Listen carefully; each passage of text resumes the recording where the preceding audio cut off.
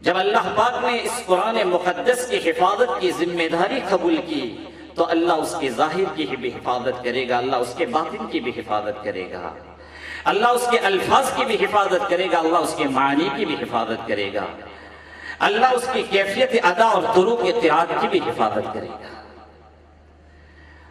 جس اینگل سے قرآنیت صادق آئے گی اس ناحیے اور اینگل سے اللہ تبارک و تعالیٰ اس کتاب مقدس کی حفاظت فرمائے گا۔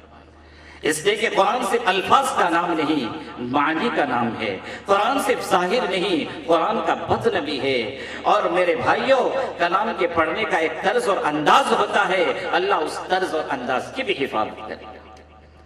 چنانچہ قرآن کے ظاہر کی حفاظت کے لیے ہر دور اور ہر زمانے میں اللہ حفاظ کرام کی کھیپ تیار کرتا رہے گا، جو اپنے سینوں میں، قلب و جگر میں قرآن کو محفوظ کرتے چلے آئے۔ یہ قرآن کا اعجاز ہے، اسی وجہ سے اللہ فرما رہے ہیں وَلَقَدْ يَسَّرْنَا الْقُرْآنَ لِلذِّكْرِ فَهَلْ مِن مُدَّكِرٍ، کہ ہم نے قرآن کو حفظ کے لیے آسان کر دیا، ہے کوئی حفظ کا طلبگار؟